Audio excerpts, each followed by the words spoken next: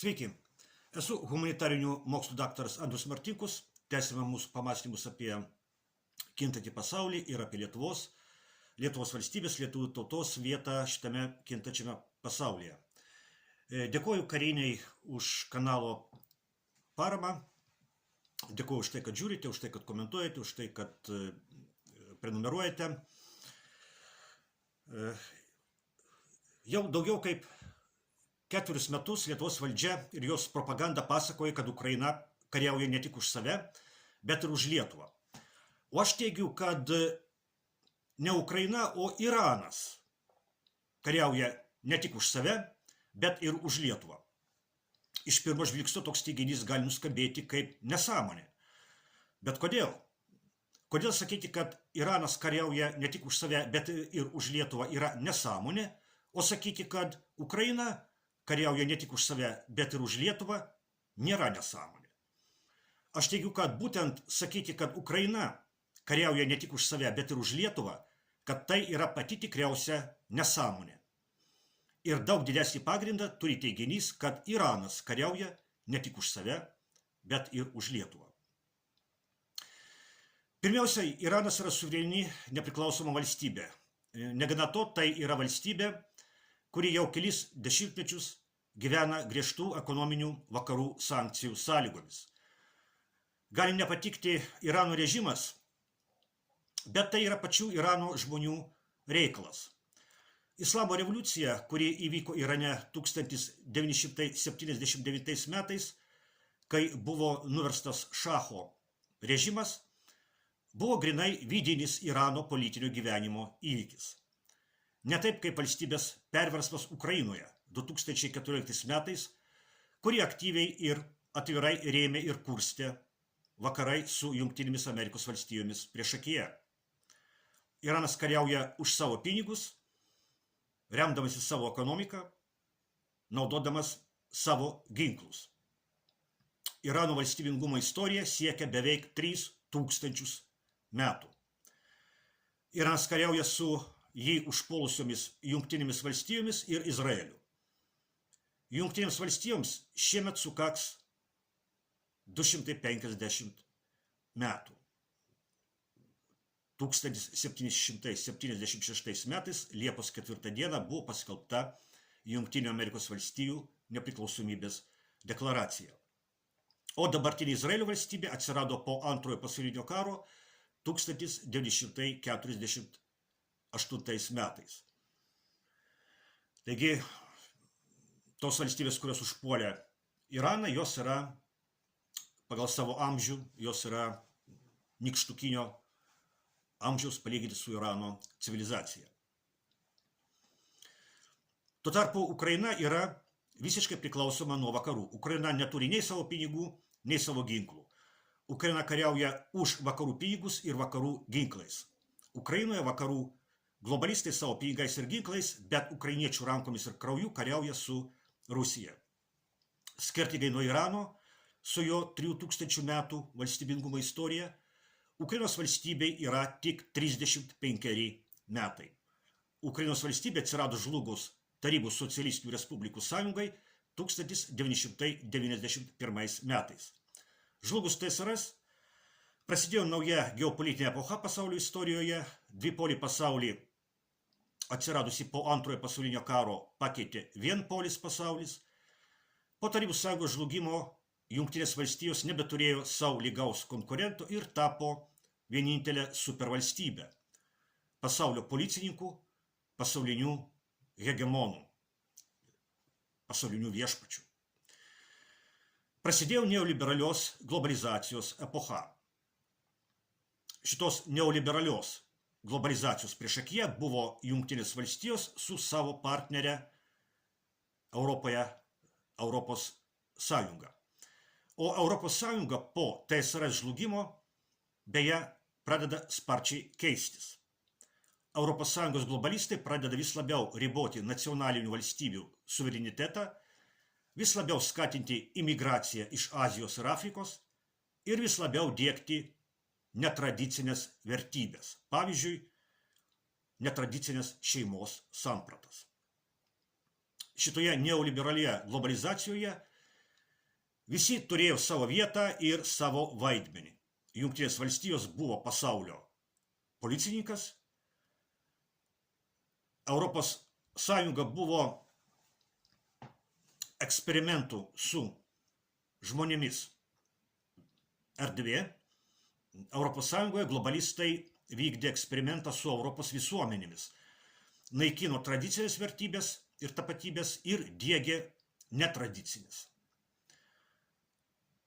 Rusija šitoje neoliberalioje globalizacijoje buvo pigių energijos šaltinių tiekėja, kaip vienas piktas liežuvis pajuokavo, kad pasaulinė kolonėlė, benzino kolonėlė. O Kinija šitoje neoliberalioje globalizacijoje buvo pigių prekių gamintoja, pasaulio fabrikas. Tačiau atėjo laikas, kai šita neoliberali globalizacija pradėjo strigti. Rusija ir Kinija metė iššūkį šitai vienpoliai pasaulio tvarkai su Jungtinėmis valstybėmis priešakyje. Todėl vakarų globalistai nusprendė, kad atėjo laikas parodyti Rusijai ir Kinijai jų vietą. Liaudiškai tariant, atėjo laikas Rusiją ir Kiniją pastatyti į vietą. Ukrainoje būtent tai ir vyksta. Ukrainoje vakarų globalistai savo pinigais ir ginklais, bet ukrainiečių rankomis ir krauju kariauja su Rusija už 1991 metų pirmaisiais metais atsiradusią pasaulio tvarką, už šitos tvarkos išsaugojimą. Už tos pasaulio tvarkos, kurie atsirado po Tarybų Sąjungos žlugimo. Globalistai sugundė parsidavėliškus Ukrainos politikos ir oligarchus paaukoti Ukrainą ant šitos globalistų kovos su Rusija aukuro. O kadangi Lietuvos politinis režimas yra vienas labiausiai globalistams parsidavusių režimų, Lietuvoje turime tai, ką turime. Turime Ukrainos vėliavas šalia Lietuvos vėliavų, turime Lietuvos prezidentą bučiuojantį Ukrainos vėliavą, turime Lietuvos režimo propagandą, teigiančią, kad Ukraina kariauja ne tik už save, bet ir už Lietuvą. Ukraina kariauja ne už Lietuvą, o už globalistinį Lietuvos režimą. Bet globalistinis Lietuvos režimas nėra tas pats, kas Lietuva. Lietuvoje šitas globalistinis režimas liaudiškai vadinamas landsbergizmu. Šalis ir toje šalyje viešpataujantis politinis režimas nėra vienas ir tas pats. Režimai gali keistis, o šalis išlikti. Ir Lietuvoje ne vieną kartą keitėsi politiniai režimai. 1918 m. vasario 16 d. atkurtoje Lietuvos valstybėje iš pradžių buvo demokratinis režimas.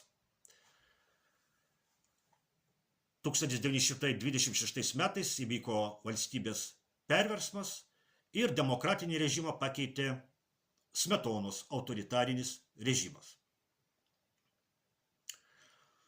Po to buvo Lietuvos nepriklausomybės praradimas, bet Lietuvos valstybingumas neišnyko. Lietuva toliau egzistavo Lietuvos Tarybų socialistinės respublikos pavidalu.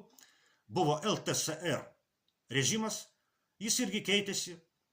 Vienoks jis buvo Stalino laikais, po Stalino mirties jis buvo daug švelnesnis. Taip pat ir globalistinis Lietuvos režimas, landsbergizmas, nėra tas pats, kas Lietuva. Kaip tik atvirkščiai, esant šitam režimui, lietuvių tauta, Lietuvos valstybė sparčiai mažėja. Globalistinis Lietuvos režimas, landsbergizmas, yra pats nepalankiausias režimas lietuvių tautai per visą jos istoriją. Na, nebent, čia galima pasiginčyti, galima